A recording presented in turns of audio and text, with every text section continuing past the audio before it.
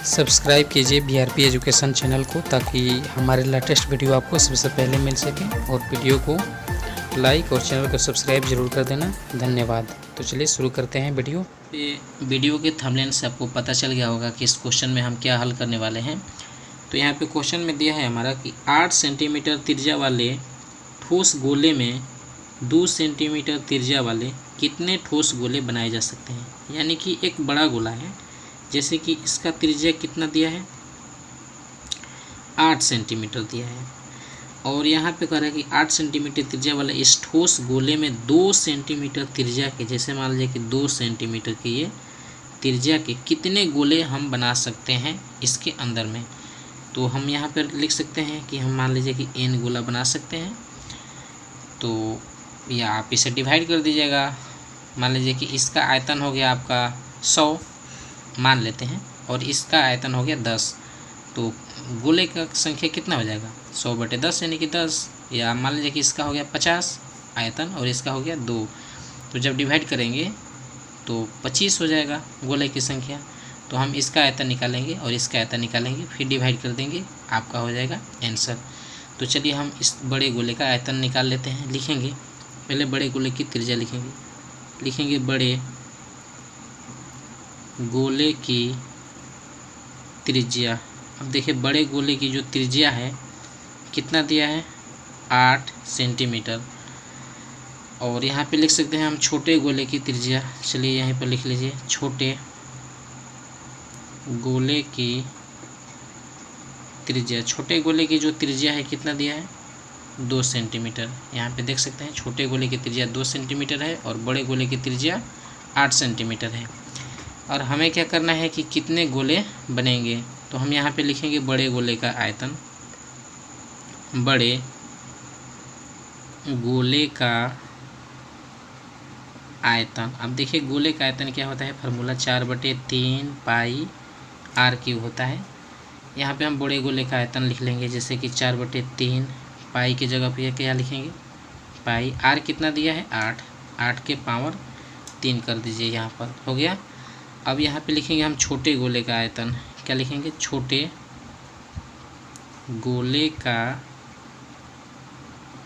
आयतन। अब छोटे गोले का जो आयतन होता है ये भी क्या हो जाएगा, 4/3 पाई r³। अब इसका r कितना दिया है, तो r दिया है 2 सेंटीमीटर। तो 4/3 पाई r³ यानी कि छोटा वाला का 2 था तो 2 हो गया, और बड़े वाला के 8 था तो ये 8 हो गया। अब हम क्या करेंगे कि गोले की संख्या ज्ञात करनी है हमें। तो लिखेंगे हम गोले की संख्या या छोटे गोले की संख्या, या कितने गोले बनेंगे। तो यहाँ पे चलिए लिखते हैं गोले की संख्या बराबर लिखेंगे बड़े गोले का आयतन, और बटा क्या कर देंगे, छोटे गोले का आयतन। यहाँ पे लिखेंगे छोटे गोले का आयतन। अब देखिए बड़े गोले का आयतन यहाँ पर है कितना, 4/3 पाई और 8 के पावर 3 है। और छोटे गोले का आयतन यहाँ पर दिया है, ये है छोटे गोले का आयतन। लिखेंगे इसे हम बढ़ा लेते हैं। देखिए बड़े गोले का आयतन यहाँ पे 4/3 पाई 8³, 4/3 पाई 8³। और छोटे गोले का जो आयतन है यहाँ पे लिखेंगे 4/3 पाई, और r कितना दिया है, 2 के पावर 3 है। अब यहाँ से देखिए 4/3 दोनों डिवाइड में है, ये कट गया, और ये पाई और ये पाई जो है ये भी कट गया। 8 के पावर 3 का मतलब होता है 8 × 8 × 8, और 2 के पावर 3 का मतलब इसे भी 3 बार गुना कर लेंगे। अब यहाँ से कटा देंगे, 2 चौके 8, 2 चौके 8, 2 चौके 8। हम क्या बचा, हमारा बचा 4 × 4 × 4, यानी कि 4 चौका 16, और 16 चौके कितना हो जाएगा, 64। ठीक है, तो 64 यानी कि ये क्या हो गया, गोले की संख्या। अब गोले की संख्या कितना होगी, 64। यहाँ पे लिखेंगे गोले की संख्या बराबर कितना हो गया, 64, और ये हुआ आपका आंसर। तो इस तरीके से आप इसे समझ सकते हैं इस क्वेश्चन को बहुत ही आसानी से। तो धन्यवाद वीडियो देखने के लिए, और चलते हैं हम नेक्स्ट क्वेश्चन की तरफ। इसे आप शॉर्ट में भी बना सकते हैं। जैसे देखिए बड़े गोले की त्रिज्या 8 है और छोटे गोले की त्रिज्या 2 है, तो इससे में कितने गोले बनेंगे, तो यहाँ पे सीधे लिखेंगे, बहुत ही इजी मेथड है, इतना ही हम बना देंगे। बड़े गोले का आयतन 4/3 पाई आर, यानी कि 8 है, 8 क्यूब, और छोटे गोले का आयतन हो जाएगा 4/3 पाई 2 के पावर क्यूब। यहाँ से ये कट गया, और 8 के पावर 3 का मतलब समझ रहे हैं कितना होता है, 8 गुना 8 गुना 8, तो और 2 के पावर 3 का मतलब 2 गुना 2 गुना 2, यहाँ से कटा देंगे तो 4 गुना 4 गुना 4 हो जाएगा, 4 16 चौके 64। तो इस तरीके से भी इतना में आप हल कर सकते हैं, और हम देखेंगे इनके नेक्स्ट क्वेश्चन को, बट हमने इसको आपको समझा करके पूरे बताया है। तो यहाँ पे हम देखेंगे क्वेश्चन नंबर 26, जैसे कि दिया है 4 सेंटीमीटर त्रिज्या वाले 27 ठोस गोले के सम्मिलित आयतन एक बड़े गोले के आयतन के बराबर है, तो बड़े गोले की त्रिज्या ज्ञात कीजिए। अब देखिए क्या कर रहा है, क्वेश्चन कर रहा है कि 4 सेंटीमीटर त्रिज्या वाला, जैसे कि एक यहाँ पर हम गोला बनाते हैं, 4 सेंटीमीटर त्रिज्या वाला गोला जो है कितना है, 27 है। इस टाइप के गोले कितने हैं, 27। तो मान लीजिए कि इसको, इस टाइप के जो गोली है 27 को गोली मिला करके मिक्स करके एक बड़ा गोला बनाया जाता है, ठीक है, एक बड़ा गोला बनाया जाता है। इस टाइप के जो 27 गोले हैं इसे मिला करके हम एक बड़ा गोला बनाते हैं, तो हमें और दोनों का आयतन जो है क्या है, बराबर है, यानी कि 27 गो ये वाला और इसका आयतन दोनों का बराबर है। तो हमें बड़े गोले की त्रिज्या, यानी कि इसकी हमें त्रिज्या क्या करनी है, ज्ञात करनी है, ठीक है। तो अब हम क्या करेंगे, लिखेंगे छोटे गोले की त्रिज्या। देख सकते हैं कितना दिया है, छोटे गोले की त्रिज्या, छोटे गोले की त्रिज्या कितना दिया है, आर, यानी कि 4 सेंटीमीटर है, 4 सेंटीमीटर, ठीक है। और बड़े गोले की त्रिज्या क्या माने हैं हमने, आर माने हैं, तो लिख सकते हैं माना, बड़े या बड़ा लिखिए, बड़े गोले की त्रिज्या हमने क्या माना है, बड़की आर माना है। अब हम क्या करेंगे कि 27 गोले का आयतन यहाँ पे लिखेंगे, 27 छोटे गोले का आयतन बराबर, ये बड़े गोले का आयतन लिखेंगे, बड़े गोले का आयतन, ठीक है, ये हमारा हो गया बड़े गोले का आयतन। अब क्या करेंगे कि 27 गोले का आयतन और बड़े गोले का आयतन। अब देखिए बड़े गोले का आयतन, कोई भी गोला हो, गोला का आयतन क्या होता है, चलिए यहीं पे लिख लेते हैं 27 गुने छोटे गोले का आयतन, गोला का आयतन क्या होता है, 4/3 पाई आर क्यू, आर क्यू होता है। और इसका भी लिखेंगे बड़े गोले का आयतन के लिए 4/3 पाई आर क्यू, जैसे कि बड़े वाले का आर है तो यहाँ पे आर लिख देंगे।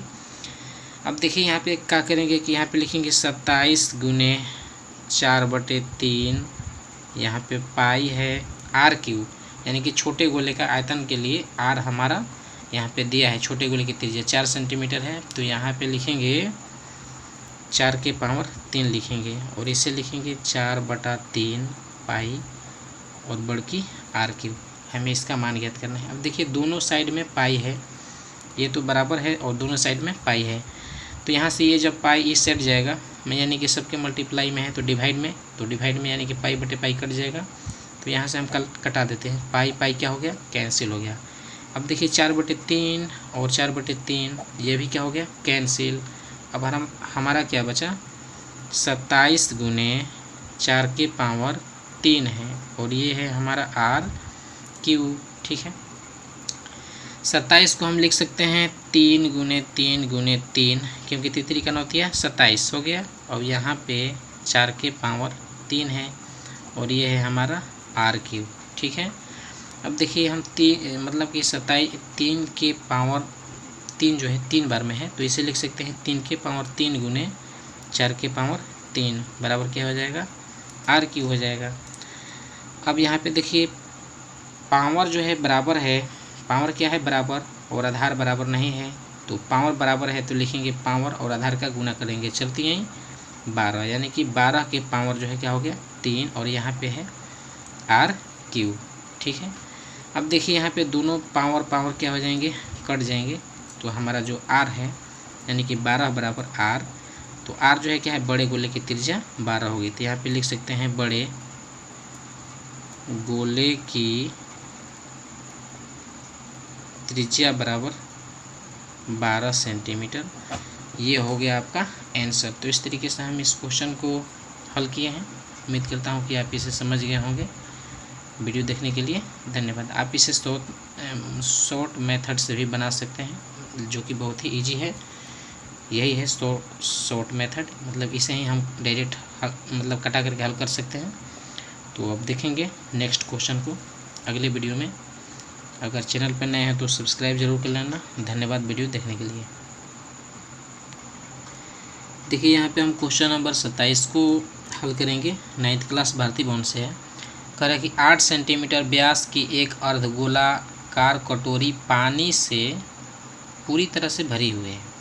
जैसे कि 8 सेंटीमीटर व्यास है और अर्धगोलाकार कटोरा है, पानी से भरा है, और इसमें 4 सेंटीमीटर व्यास की एक कांच की शीशे की मतलब गोली डालते हैं, तो पानी का कौन सा भाग क्या हो जाएगा, बह जाएगा।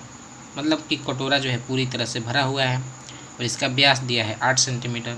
तो जब 4 सेंटीमीटर का गोली डालेंगे तो पानी कितना भाग निकल जाएगा। देखिए इसका फिगर से भी हम आपको समझाएंगे। जैसे कि अर्धगोलाकार कटोरी है, जैसे कि मान लीजिए कि ये अर्धगोलाकार क्या हो गया, कटोरी हो गया। जैसे कि इसका व्यास जो है कितना दिया है, 8 सेंटीमीटर, और ये क्या से भरे हुए हैं, तो पानी से पूरी तरीके से, मतलब इसमें पानी से क्या हुआ है, भरा हुआ है। और इसमें क्या करना है कि 4 सेंटीमीटर व्यास की, जैसे मान लीजिए कि 4 सेंटीमीटर हम व्यास यहाँ पे लिखेंगे,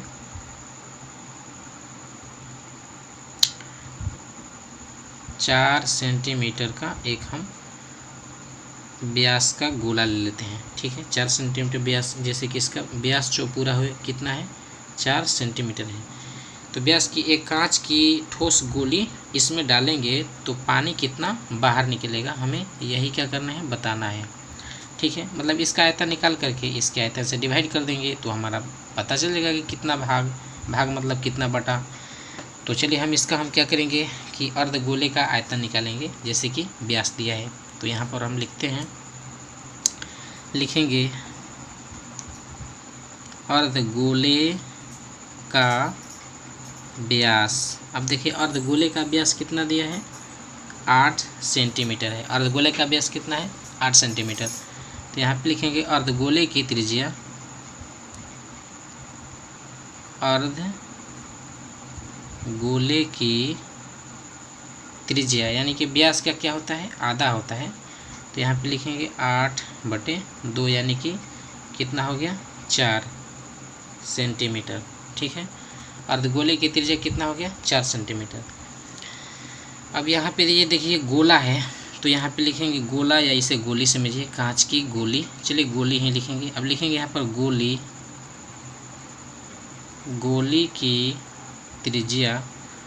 अब देखिए गोली की जो त्रिज्या, ऐसे तो इसका व्यास दिया है, 4, तो त्रिज्या कितना हो जाएगा, 4/2। व्यास का आधा कटा देंगे 2, यानी कि 2 सेंटीमीटर इसका त्रिज्या हो गया, क्योंकि व्यास 4 है तो त्रिज्या 2 हो गया। अब हम क्या करेंगे कि दोनों का आयतन निकालेंगे। हम निकालेंगे अर्धगोले का आयतन, जैसे कि इसका त्रिज्या दिया है 4। चलिए यहाँ पर हम निकालते हैं, लिखेंगे अर्धगोले का आयतन,